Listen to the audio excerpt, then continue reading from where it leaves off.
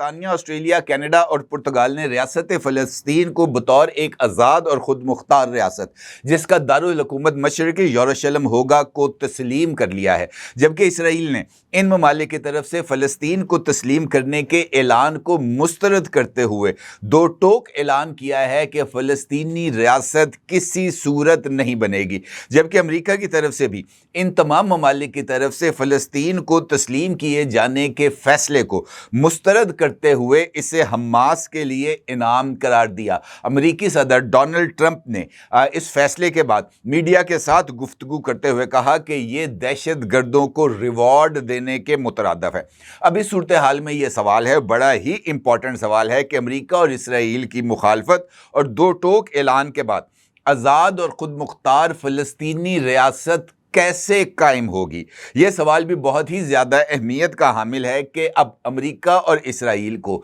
کس طرح دو ریاستی حل پر مجبور کیا جا سکے گا۔ اگر آپ غور کریں تو ان سوالات کا میرے نزدیک محض ایک ہی جواب ہے، اور وہ جواب ہے کہ لاتوں کے بھوت باتوں سے نہیں مانتے، اور اب کچھ اس طرح کی پیش رفت ہوتی ہوئی بھی نظر آ رہی ہے جس سے لاتوں کے بھوت کو لاتوں سے ہی منایا جائے گا۔ اور آپ یقینی طور پر سوچ رہے ہوں گے کہ ایسی کون سی ڈیولپمنٹس ہیں جس کے بعد لاتوں کے بھوت کے لیے لاتوں کو استعمال کرنے کی نوبت آ گئی ہے۔ میرے اس استدلال کی چند وجوہات ہیں جو میں آپ کی خدمت میں رکھنا چاہتا ہوں۔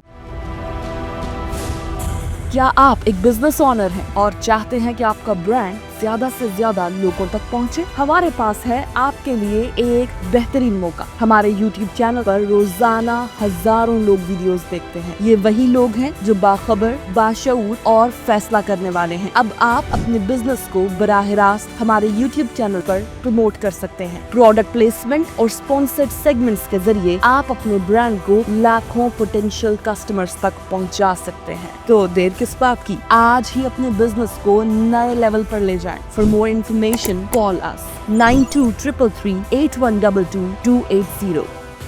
گزشتہ 48 گھنٹوں کے دوران جو انٹرنیشنل فرنٹس ہے وہاں پر چند بڑی امپورٹنٹ ڈیولپمنٹس ہوئی ہیں۔ ان امپورٹنٹ ڈیولپمنٹس میں سے ایک ڈیولپمنٹ ہے جس کے تحت مصر نے اسرائیلی سرحد کے قریب فوج کی تعداد میں اضافہ کرتے ہوئے میزائلز کو بھی نصب کر دیا ہے، اور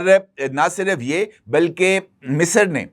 جمہوری ترکیہ کے ساتھ مشترکہ فوجی مشقیں بھی شروع کر دی ہیں، جو اس خطے میں ایک نئے ملٹری بلڈ اپ کی طرف اشارہ کر رہے ہیں۔ اور اس بلڈ اپ کے بعد اسرائیل کی طرف سے امریکہ کے ساتھ نہ صرف رابطہ کیا گیا ہے بلکہ امریکہ سے کہا گیا ہے کہ وہ مصر کو صحرائے سینا میں فوجوں کی تعداد میں کمی کے لیے اپنا اثر و رسوخ استعمال کرے۔ اس کا مطلب یہ ہے کہ اسرائیل کو مصر کے ملٹری بلڈ اپ اور ترکی کے ساتھ مشترکہ فوجی مشقوں سے حقیقی خطرہ لاحق ہو گیا ہے۔ دوسری جانب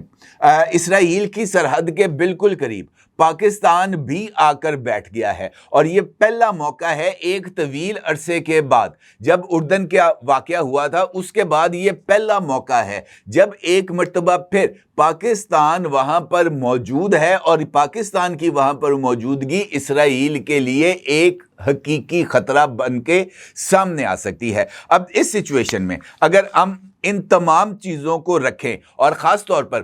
برطانوی جو پرائم منسٹر ہیں کیئر سٹارمر، ان کی طرف سے کیے جانے والے اعلان اور اس اعلان کے بعد جاری کیے جانے والے ان کے ویڈیو پیغام کے متن کو مد نظر رکھیں تو یہ بات بڑی وضاحت کے ساتھ سامنے آتی ہے کہ انٹرنیشنل کمیونٹی کو اب اس بات کا واضح طور پر ادراک ہو گیا ہے کہ ان کی طرف سے فلسطین کی ریاست کو تسلیم نہ کیے جانا اور اسرائیل کو کھلی چھٹی دینا انفیکٹ اس پورے ریجن کو بلکہ پوری دنیا کے امن کو داؤ پر لگانے کے مترادف ہے۔ کیئر سٹارمر کا یہ کہنا تھا کہ اب برطانیہ کی طرف سے جو فیصلہ کیا گیا ہے فلسطینی ریاست کو تسلیم کرنے کا، ان کا یہ کہنا تھا کہ اگرچہ اب اسرائیل کو روکنا یا ایک آزاد اور خود مختار فلسطینی ریاست کے قیام کی امید بہت ہی کم ہو چکی ہے، لیکن ہم اس امید کو زندہ رکھنا چاہتے ہیں اور اسی مقصد کے لیے فلسطینی ریاست کو تسلیم کیا گیا ہے۔ ان کا یہ کہنا تھا کہ غزہ میں इंसान का पैदा करदा बहरान नई गहराइयों तक पहुंच चुका है। भूख और तबाही बिल्कुल नाकाबिले बर्दाश्त हो चुकी है। दसियों हजार अफराद शहीद किए जा चुके हैं, जिनमें वो लोग भी शामिल हैं जो खाना और पानी लेने गए थे। ये मौत और तबाही हम सब के लिए हौलनाक है, लेकिन सवाल अपनी जगह पर मौजूद है कि आलमी ज़मीर जो कि इस हद तक मुर्दा हो चुका था कि उसे गज़ा में गुज़िश्ता 2 बरस से जारी इंसानी अलमिया नज़र नहीं आ रहा था, उसको इसराइल के मजालिम नज़र नहीं आ रहे थे, उसे गज़ा के हस्पतालों पर की जाने वाली बमबारी नज़र नहीं आ रही थी, उसे इसराइल के हाथों वो बच्चे जो कतार में खड़े होकर अपने लिए पानी और राशन वसूल कर रहे थे, और जैसे ही वो अपनी भूख को मिटाने के लिए वो राशन लेके वापस मुड़ते हैं तो इसराइल के फौजी उनके ऊपर फायरिंग करके उन मासूम बच्चों को मौत के घाट उतारते थे। उस वक्त तक ये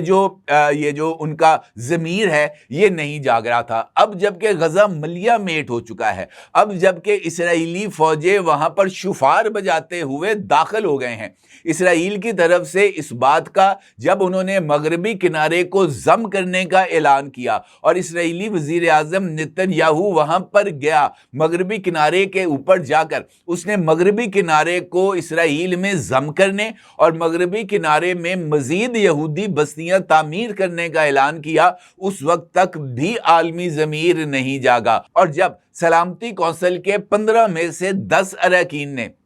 इसराइल के खिलाफ करारदाद को मंजूर करने की कोशिश की तो अमेरिका ने उस करारदाद को वीटो कर दिया। और चूंकि